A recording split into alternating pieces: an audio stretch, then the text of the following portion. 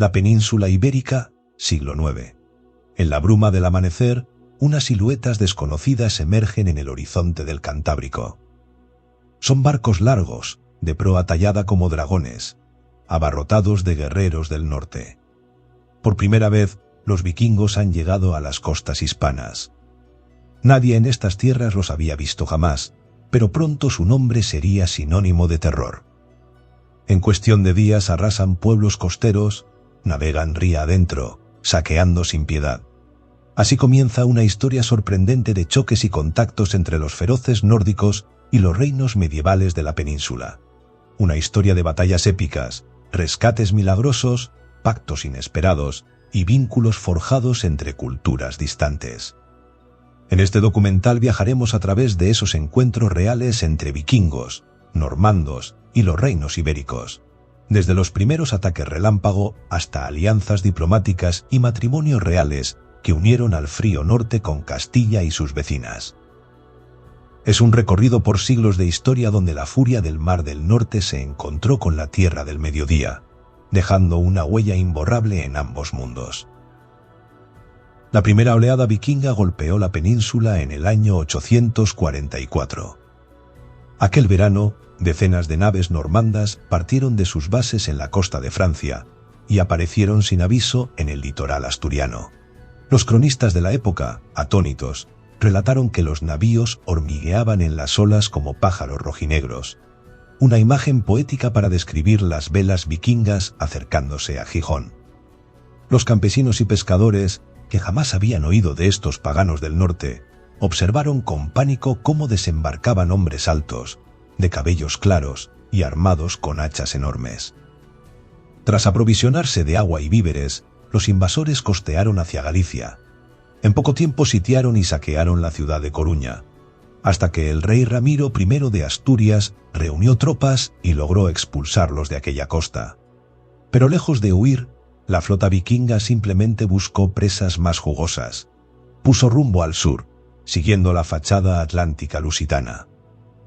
En el camino atacaron Lisboa, que entonces era una ciudad bajo dominio musulmán, y la tomaron al asalto tras apenas 3 días de cerco. Animados por el botín fácil, continuaron hacia Cádiz, incendiando aldeas y monasterios a su paso. Ningún rincón costero parecía a salvo de su furia. El verdadero objetivo de aquellos hombres del norte se reveló pronto: enriquecerse a costa del poderoso Emirato Omeya de Córdoba, el estado musulmán que dominaba al Andaluz. Con una audacia inaudita, remontaron el río Guadalquivir con sus drácars, internándose hacia el corazón del Emirato. A finales de septiembre de 844 llegaron a las afueras de Sevilla, una de las mayores urbes de la península, y lanzaron un ataque feroz. En apenas 7 días de combates calle a calle, los vikingos tomaron la ciudad. Según relatan las crónicas andalusíes, los guerreros nórdicos pasaron a cuchillo a todos los hombres que encontraron y capturaron a las mujeres y niños como esclavos. Las riquezas de Sevilla fueron saqueadas sin contemplaciones. La población, aterrorizada, se refugió donde pudo. Únicamente el recinto amurallado de la Alcazaba resistió bajo el mando desesperado del valí local. Era un golpe humillante para el emir Abd al-Rahman II, que gobernaba desde Córdoba. Pero el emir reaccionó con rapidez e inteligencia. Mientras los invasores celebraban su victoria cargando barcos con botín, Abd al-Rahman II reunió un gran ejército y urdió una estratagema para atraparlos. Envió una pequeña fuerza como señuelo, fingiendo un contraataque desorganizado, e hizo que se retiraran para tentar al enemigo. Los vikingos, confiados tras su fácil conquista, salieron en persecución de aquellos andalusíes en fuga, sin saber que se dirigían a una trampa. En la llanura de Tablada, a las afueras de Sevilla, les esperaba oculto el grueso del ejército cordobés. De improviso los jinetes y lanceros del emir rodearon a los normandos. La batalla fue encarnizada.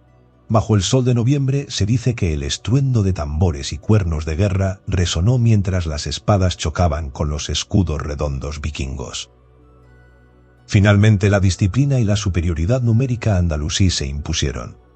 Los cronistas hablan de 1 millar de vikingos muertos sobre el campo y centenares más hechos prisioneros.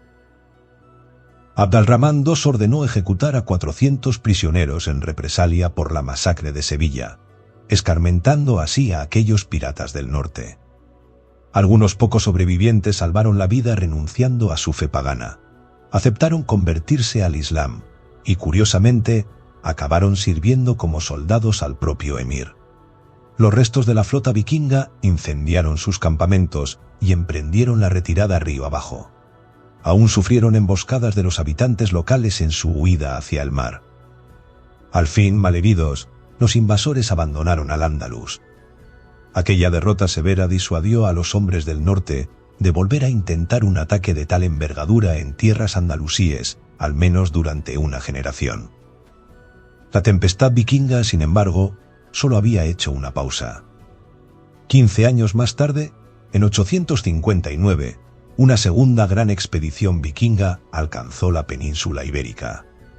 Esta vez estaba al mando de un caudillo famoso, Björn Ragnarsson, apodado Costado de Hierro por su invencibilidad en combate, acompañado de su compañero Astein, otro caudillo legendario.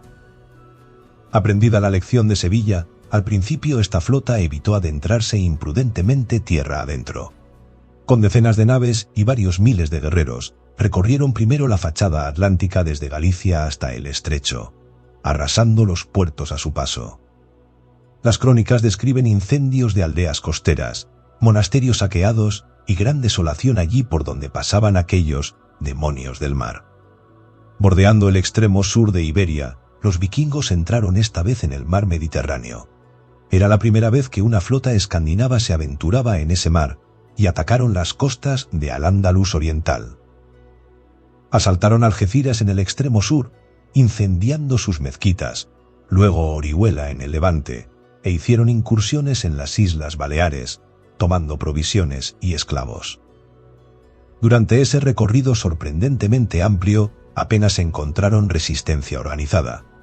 El califato de Córdoba, enfrascado en sus asuntos internos, no esperaba una incursión pirata en tantos puntos a la vez. Envalentonados por su éxito inicial, los vikingos decidieron probar suerte de nuevo río arriba. Esta vez pusieron la mira en el noreste peninsular, navegaron por el Mediterráneo hasta la desembocadura del río Ebro y comenzaron a remontarlo. Remando contra la corriente, llegaron hasta las tierras del reino de Pamplona. La elección no fue casual. Pamplona, capital del joven reino navarro, era un objetivo tentador, pues su monarca guardaba cuantiosos tributos recibidos de sus vecinos. Cuando los piratas nórdicos alcanzaron la misma Pamplona, cundió el pánico. García Íñiguez, el rey pamplonés, no tuvo tiempo de reunir un ejército capaz de detenerlos. La ciudad cayó rápidamente en sus manos y el propio rey García fue hecho prisionero por los vikingos en el año 859.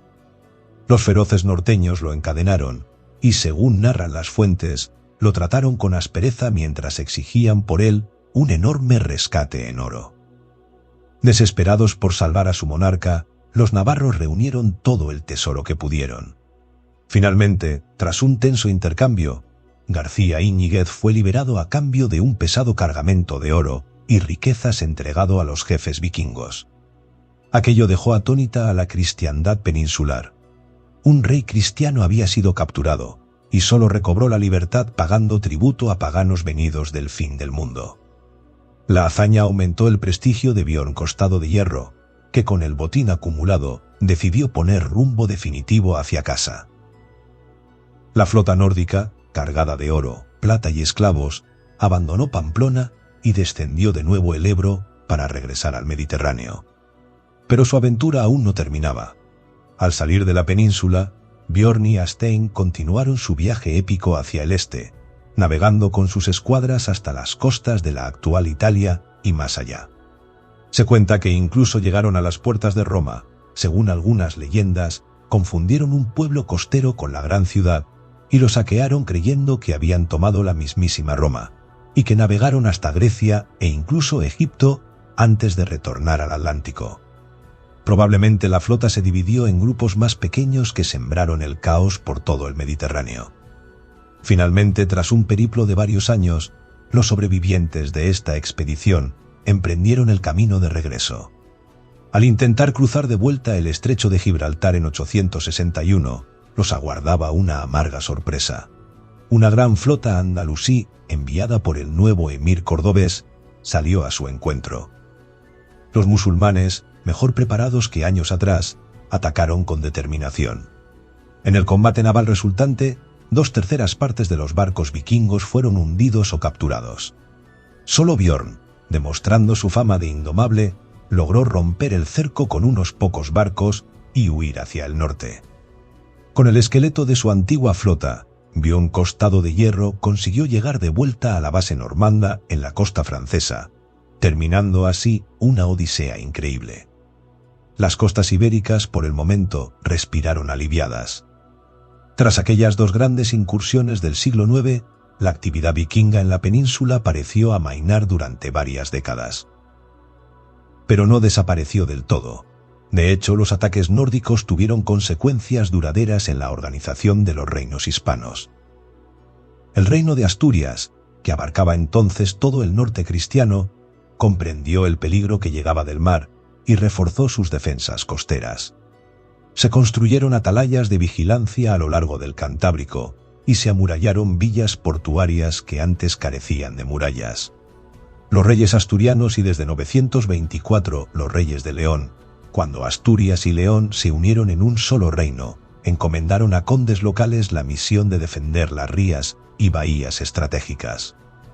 Surgieron así fortificaciones en lugares como Gijón, Coruña o la desembocadura de Luya en Galicia, donde el legendario Torres de Oeste en Catoira vigilaba el acceso marítimo a Santiago de Compostela. Precisamente Compostela, el destino de peregrinos europeos, se convirtió en un símbolo que los vikingos codiciaban. Atraídos por las riquezas que suponían que guardaba la tumba del apóstol, volverían sus ojos hacia Galicia en la siguiente oleada de ataques. A finales del siglo X, con el cambio de milenio aproximándose, los vikingos regresaron en fuerza. Entre 968 y 970, y tuvo lugar la tercera gran oleada de incursiones nórdicas contra la península, concentrada especialmente en Galicia. En esos años, el califato de Córdoba dominaba aún el sur, pero estaba enfrascado en campañas contra los reinos cristianos, y estos a su vez sufrían divisiones internas. Tal situación fue aprovechada por los audaces piratas escandinavos. En el año 968, una flota imponente de quizá 100 naves apareció en la ría de Arosa, adentrándose hacia Santiago de Compostela. Iban comandados por un caudillo llamado Gunderedo, cuyo nombre escandinavo los cronistas latinos transcribieron como Gundrad. Los normandos desembarcaron cerca de Compostela y desataron una oleada de destrucción por la campiña gallega. La historia compostelana, crónica medieval, recoge con horror cómo arrasaron iglesias rurales, incendiaron documentos sagrados y pasaron a cuchillo a sacerdotes y monjes. La iglesia de Santa Eulalia de Curtis, cercana a Santiago, fue reducida a cenizas, y muchas aldeas de los alrededores sufrieron igual destino. El obispo Sisnando Menéndez, a cargo de Compostela, había sospechado que los vikingos volverían algún día. Un par de años antes, en 966, obtuvo permiso del rey leonés Sancho I para reforzar las defensas de la ciudad del apóstol, levantando murallas y torres vigía. Así que cuando divisó aquellas velas nórdicas en el mar, Sisnando no se quedó atrás de los muros. Reunió a cuantos caballeros y soldados pudo y salió al encuentro del enemigo, decidido a proteger la tierra de Santiago. Ambas fuerzas chocaron en campo abierto, en la batalla de Fornelos. Pero los gallegos mal armados poco pudieron contra la furia vikinga. El obispo guerrero Sisnando cayó en combate y su ejército fue desbaratado. Los vikingos, exultantes tras la victoria, se sintieron dueños de Galicia. Durante 3 años enteros aquel ejército del norte campó a sus anchas por tierras gallegas. Establecieron una base permanente en alguna zona costera estratégica, posiblemente en la ría de Arosa o en la de Muros, y desde allí lanzaban razias tierra adentro. Arrasaron villas, quemaron monasterios, saquearon cuanto encontraron. Incluso instalaron un lucrativo mercado de esclavos. Capturaban pobladores locales para luego vender su libertad a cambio de rescates en plata. La situación era desesperada para Galicia, que en aquellos momentos se hallaba algo aislada del resto del Reino de León debido a disputas dinásticas. En efecto, el joven rey Ramiro III y su primo Bermudo II, quien gobernaba de facto Galicia, estaban peleados por el trono leonés, lo que dificultó una respuesta unificada contra el enemigo común. Sin embargo, pasado un tiempo, la resistencia comenzó a organizarse. Los relatos cuentan que un noble gallego, el conde Gonzalo Sánchez, tomó las riendas de la defensa junto con el venerable obispo Rudesindo de Mondoñedo, también conocido como San Rosendo. Para 971, ambos lograron reunir una gran mesnada de guerreros gallegos decididos a expulsar al invasor. Se entabló entonces la batalla final contra Gunderedo y sus huestes nórdicas. Esta vez la sorpresa jugó a favor de los locales. En algún punto cerca de la costa, Gonzalo Sánchez consiguió enfrentar a los vikingos con astucia táctica. Tras una refriega sangrienta, la fortuna cambió de bando. El caudillo Gunderedo cayó muerto en medio del combate, y con él murió el espíritu de lucha de sus hombres. Huérfanos de líder, muchos vikingos intentaron replegarse a sus barcos, pero fueron alcanzados y aniquilados sin piedad. La cristiandad galaica cobró venganza por los agravios sufridos. Irónicamente, en la refriega final perdió la vida también el anciano obispo Rudesindo, quien entregó su alma después de ver victoriosa a su tierra. Por fin Galicia quedó libre de los nórdicos. Aquellos escandinavos que no murieron en batalla huyeron hacia sus naves y partieron a la deriva, dejando tras de sí un paisaje desolado. Los supervivientes, exhaustos, regresaron hacia el norte con las manos casi vacías. La costa occidental ibérica no volvería a ver una incursión vikinga de tal magnitud. No obstante, los ataques vikingos no cesaron por completo. Aún se produjo una cuarta oleada de amenazas en la primera mitad del siglo XI, aunque de naturaleza distinta. Por un lado, algunas expediciones nórdicas más pequeñas continuaron acechando las costas. En 966 y 971, por ejemplo, se registraron intentos de desembarco vikingos en Lisboa y el Algarve, que fueron repelidos in extremis por las escuadras navales del califa Alakam II. Se dice que en 970 incluso lograron ocupar brevemente la propia Santiago de Compostela en una incursión relámpago antes de retirarse. Poco después, en 1014, una partida vikinga capitaneada por un joven caudillo llamado Olaf Haraldsson, quien años después sería conocido como San Olaf, rey de Noruega, atacó la ciudad de Tui, en la desembocadura del Miño, frontera entre Galicia y Portugal. Olaf, que por entonces aún era pagano y un temible aventurero, remontó el río Miño con sus naves. Asaltaron Tui, saquearon la población y tomaron cautivo al obispo. Las fuentes cristianas apenas se atreven a detallar las atrocidades cometidas. Se limitan a decir que Olaf partió llevándose prisionero al prelado tudense y numerosos tesoros sagrados. Continuó después río arriba hasta Ourense, sembrando el caos, antes de que sus hombres, cargados de botín, regresaran a sus barcos y desaparecieran mar adentro. Sorprende pensar que aquel brutal pirata vikingo sería más tarde un rey santo venerado, pero así de imprevisibles fueron los caminos del medievo. También a comienzos del siglo XI, en las distantes costas mediterráneas de Al-Ándalus, se dieron apariciones inesperadas de gente del norte. En plena desintegración del califato cordobés, hacia los años 1020 a 1030, varias ciudades costeras levantinas como Almería, Denia o Alicante sufrieron ataques marítimos. Los reyes de las nuevas taifas musulmanas, débiles y enfrascados en guerras entre sí, poco pudieron hacer frente a corsarios experimentados. Hay indicios de que jefes escandinavos al servicio propio o quizá mercenarios normandos venidos de fuera llegaron incluso a establecerse temporalmente en algunos puertos levantinos, aprovechando el vacío de poder. Por ejemplo, la taifa de Denia, célebre por sus piratas, parece haber empleado a marinos nórdicos en sus filas. Algunas crónicas sugieren que ciertos caudillos almogávares de la época tenían cabelleras rubias y modales extraños, quizá extranjeros integrados como soldados de fortuna. Estos aventureros nórdicos obtenían oro ofreciendo sus espadas al mejor postor en las disputas entre musulmanes, y mientras tanto practicaban el pillaje por cuenta propia. Sin embargo, con la llegada de los poderosos imperios norteafricanos, almorávides y almohades, a Al-Ándalus a finales del siglo XI, cualquier resto de presencia escandinava independiente fue barrido. La reconquista cristiana y la unificación de las taifas bajo líderes más fuertes terminaron por cerrar la puerta a los merodeadores vikingos.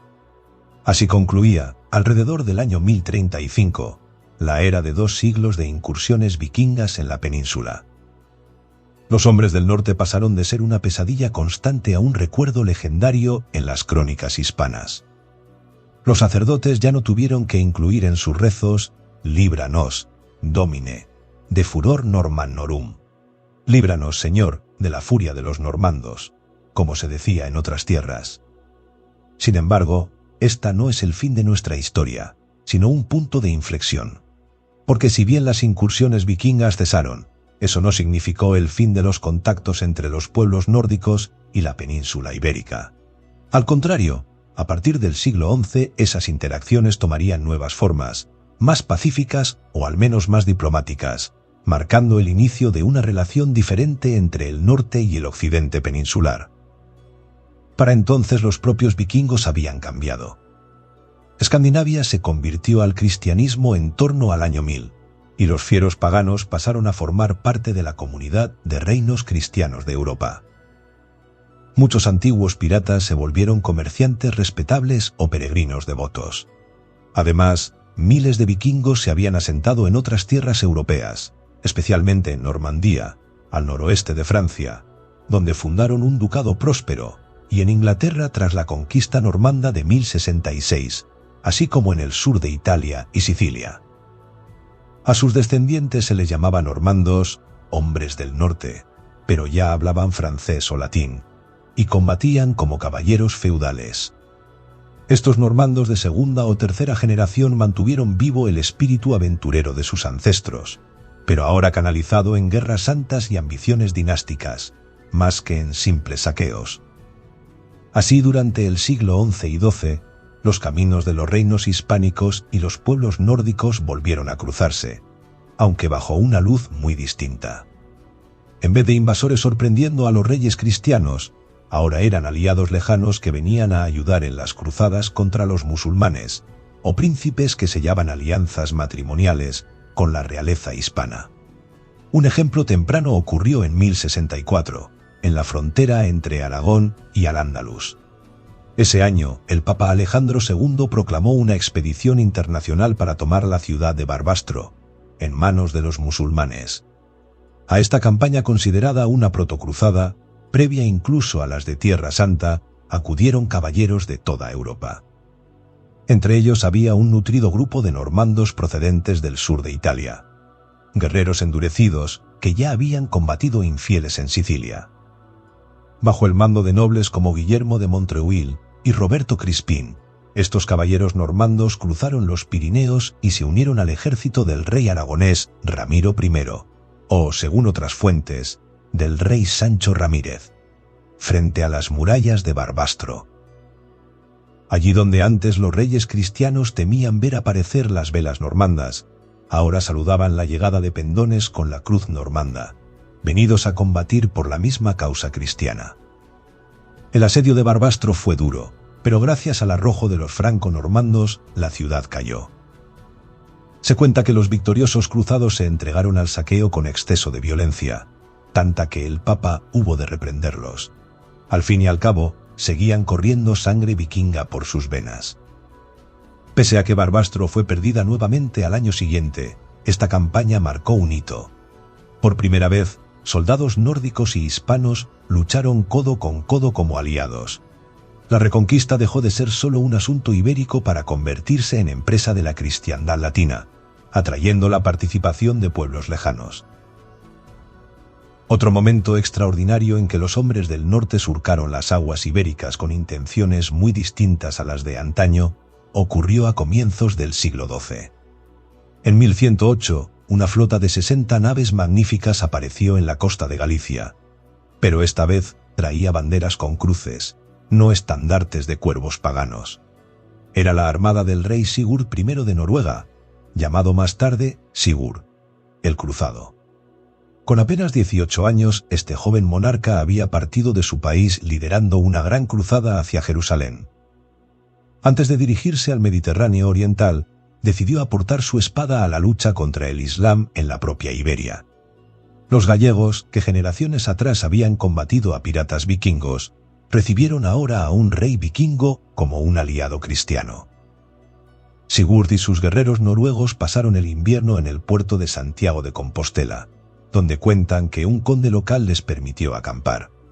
Hubo algunos roces, se dice que ante la escasez de víveres, Sigurd terminó asaltando el castillo del noble gallego que les negaba alimento, corrigiendo a la fuerza la falta de hospitalidad. Pero en general, la estancia fue pacífica. Al llegar la primavera, los nórdicos continuaron su travesía, costeando hacia el sur de la península. En el camino demostraron su fervor guerrero en varias ocasiones. Primero avistaron frente a Portugal una flota pirata que resultó ser de corsarios musulmanes. Algunos relatan que incluso eran antiguos vikingos convertidos en piratas renegados. Sigurd ordenó atacar sin dilación. Los noruegos abordaron las galeras enemigas y tras un combate breve pero brutal, aniquilaron a todos aquellos piratas, limpiando el mar de su amenaza.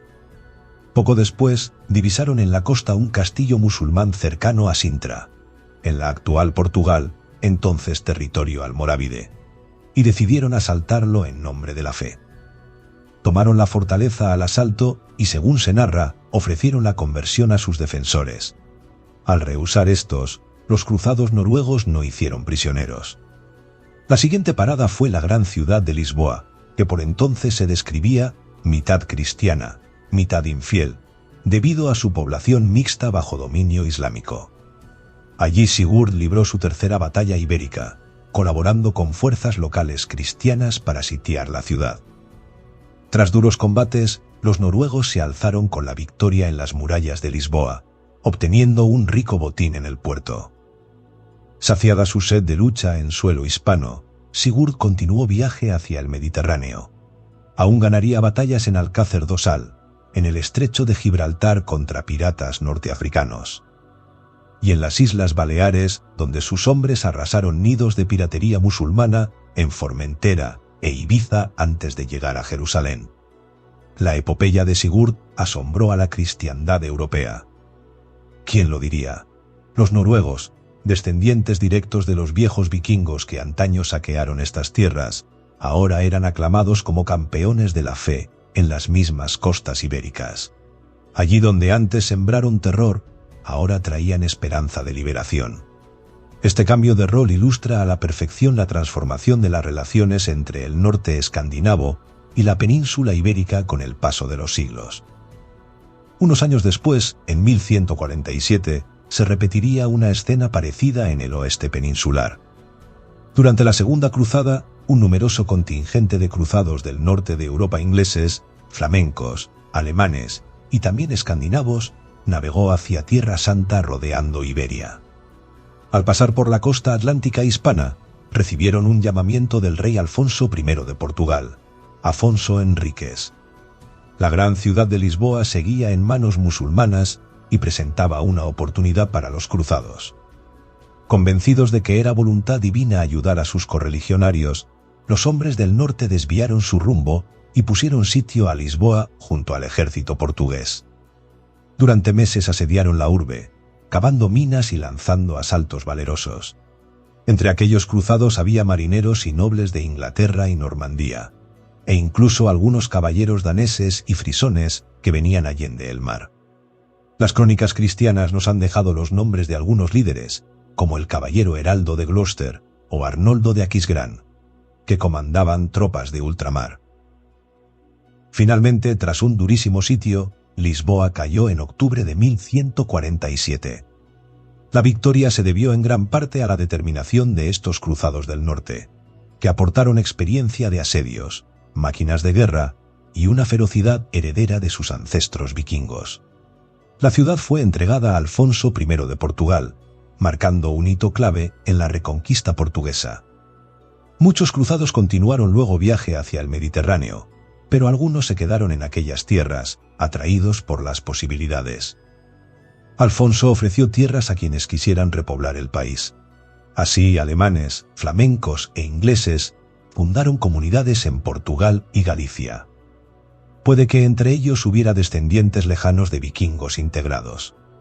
En todo caso, la colaboración militar entre los pueblos nórdicos y los ibéricos era ahora real y fructífera, muy distinta del antiguo choque violento. Mientras tanto, los lazos diplomáticos y comerciales también empezaban a tejerse. Con el incremento de peregrinos europeos hacia Santiago de Compostela en los siglos del XI al XII, es seguro que gentes de tierras escandinavas transitaron pacíficamente por los caminos de España, mezclándose con otros devotos francos e italianos. Algunas sagas nórdicas mencionan el viaje a Jakobsland, la tierra de Santiago, como una hazaña piadosa. La ruta jacobea, atravesando el reino de Castilla y León, trajo influencias culturales de toda Europa, e incluso es posible que en las comitivas de peregrinos vinieran nobles nórdicos que luego relataron en su tierra las maravillas vistas en España. Del mismo modo, comerciantes hispanos comenzaron a asomarse al Atlántico Norte. Ya en el siglo X, un célebre mercader de Tortosa, Ibrahim ibn Yaqub al-Tartushi, había viajado a la lejana ciudad vikinga de Edevi, en Dinamarca, dejando testimonio escrito de las costumbres de aquellos hombres rubios del Báltico. Ahora, en plena Baja Edad Media, puertos castellanos como Santander o Bilbao empezaban a intercambiar lana y vino por el ámbar y el bacalao del Mar del Norte, aunque sería sobre todo más adelante, con la Liga Hanseática, cuando esos contactos comerciales florecieran plenamente.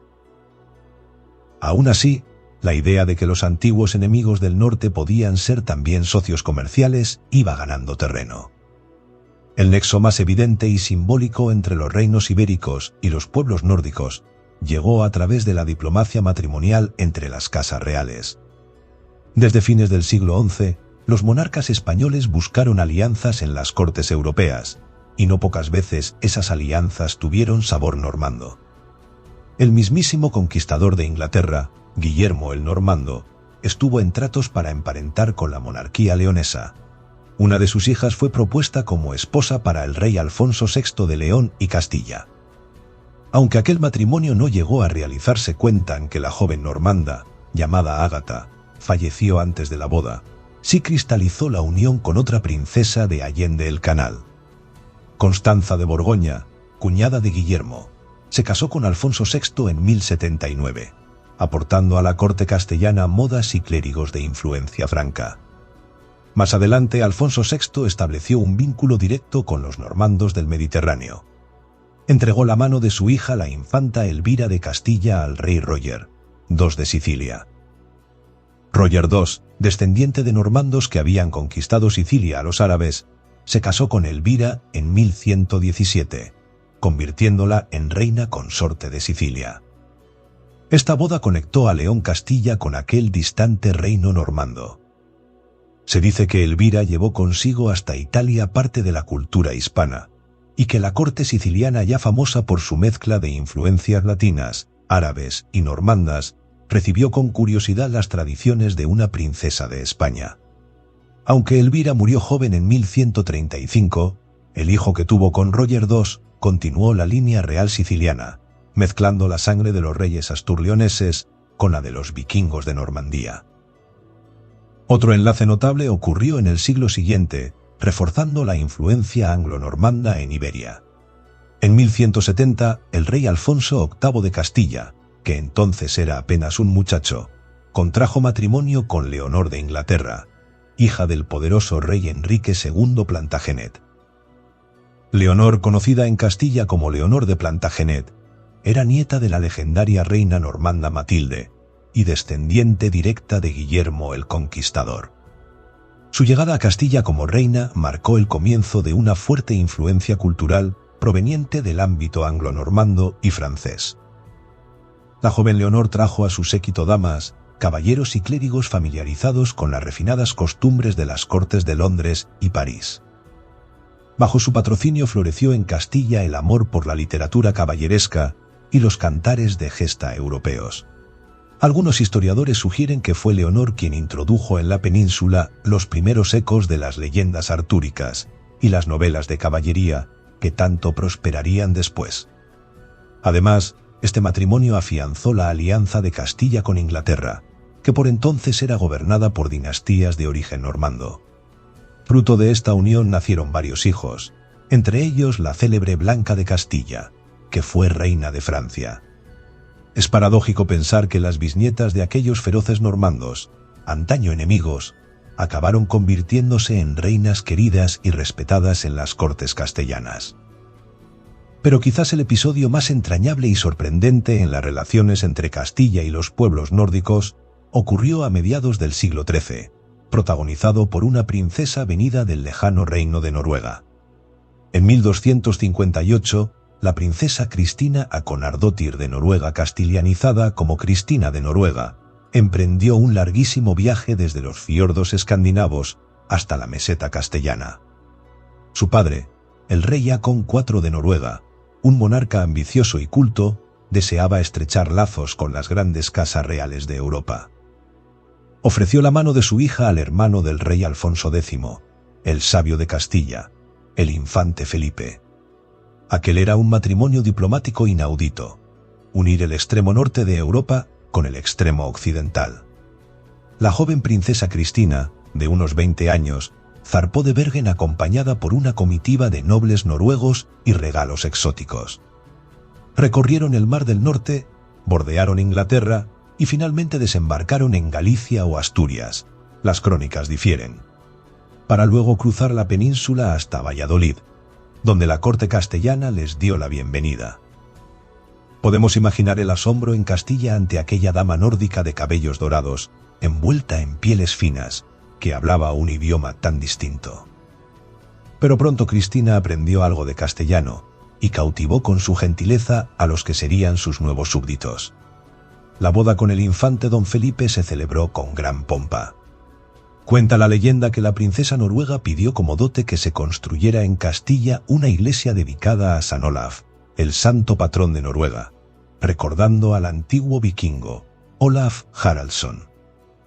No sabemos si eso ocurrió entonces. La iglesia a San Olaf en Covarrubias solo se construiría muchos siglos después, en época moderna, en memoria de Cristina, pero sí sabemos que la princesa se esforzó por adaptarse a su nueva tierra.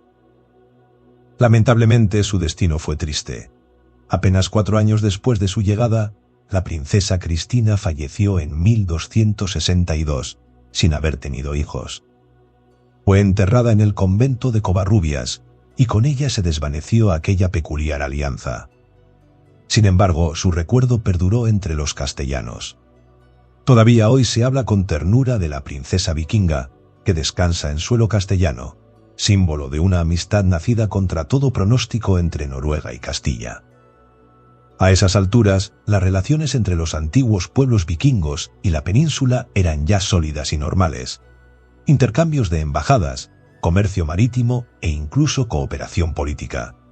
Los reinos escandinavos, ahora plenamente cristianos, participaron en las redes diplomáticas europeas, donde Castilla, Aragón, Navarra y Portugal también se movían. Por ejemplo, reyes de Aragón y de Castilla enviaron en ocasiones enviados a las cortes del Báltico, y viceversa, para explorar acuerdos mercantiles o alianzas contra enemigos comunes.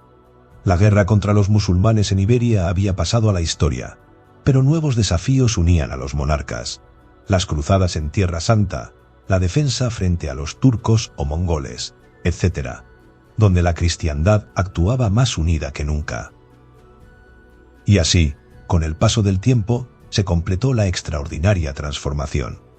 Aquellos temibles vikingos saqueadores que en el siglo IX llegaban como una tormenta imparable, fueron primero contenidos, luego empleados como mercenarios ocasionales, después bienvenidos como cruzados aliados, y finalmente emparentados como familiares de la realeza. En el transcurso de la Edad Media, los hombres del norte pasaron de ser enemigos mortales a convertirse en parte del tejido de la sociedad hispánica, ya fuera a través de la influencia cultural, de la sangre compartida o de la fe común. Las playas de Galicia y Andalucía, que habían visto desembarcar a invasores feroces, vieron siglos más tarde atracar navíos con peregrinos nórdicos pacíficos e incluso mercancías de contrapartida. Sin duda los primeros contactos fueron violentos y trágicos, dejando heridas profundas. Ciudades enteras ardieron, reyes humillados pagaron rescates y el pueblo sufrió enormemente bajo el hacha escandinava. Pero de aquellas cenizas surgieron también cosas positivas. La necesidad de unidad hizo más fuertes a los reinos cristianos, que aprendieron a cooperar entre sí contra un enemigo común. Las defensas costeras mejoraron, protegiendo luego a la población de otros peligros, y el mismo miedo al normando dio paso a la curiosidad por conocer esas lejanas tierras del norte, abriendo horizontes a los medievales ibéricos. En la memoria popular quedaron ecos y leyendas de la época vikinga. Aún hoy en Galicia, Asturias y la costa cantábrica se celebran romerías y fiestas que recuerdan las invasiones normandas, mezclando historia y mito. Algunos pueblos, como Catoira con sus torres y su romería vikinga, anual, mantienen vivo el recuerdo de aquellos sucesos de hace 1000 años. Se habla de familias con supuesta ascendencia vikinga e incluso de vocablos marineros que podrían tener origen nórdico en la costa cantábrica, aunque mucho de esto es difícil de probar y pertenece más al folclore que a la evidencia histórica. Lo que sí es incuestionable es el impacto histórico que tuvieron esas relaciones. Sin los ataques vikingos, tal vez la unificación temprana de los reinos cristianos del norte hubiera sido más lenta o distinta. Sin la participación normanda en la Reconquista, algunas victorias cruciales podrían no haberse logrado del mismo modo. Y sin las alianzas dinásticas con las casas nórdicas, la historia de reyes y reinas de Castilla habría tenido otros matices. Por todo ello, la conexión entre los pueblos nórdicos y la península ibérica en la Edad Media es un capítulo fascinante y poco conocido, donde descubrimos que la globalización y los contactos lejanos no son exclusivos de nuestra era moderna. Hace 1000 años ya existía un mundo interconectado donde un jefe vikingo podía negociar con un rey pamplonés, donde un conde leonés utilizaba barcos normandos para intrigas palaciegas, donde un rey noruego luchaba por Cristo en Lisboa, y donde una princesa de hielo dormía bajo el sol de Castilla. En retrospectiva, las antiguas oraciones pedían ser librados de la furia del norte. Con el tiempo, quizás se reemplazaron por oraciones de gratitud por la amistad forjada. La historia que hemos narrado nos muestra dos caras de una misma moneda. Primero, la confrontación violenta entre culturas y luego la convergencia y el entendimiento. Los vikingos dejaron de ser una horda misteriosa y pasaron a ser vecinos en la gran cristiandad medieval. Y aunque sus hachas y espadas sembraron terror, su sangre y su legado también pasaron a enriquecer la diversidad de la historia ibérica.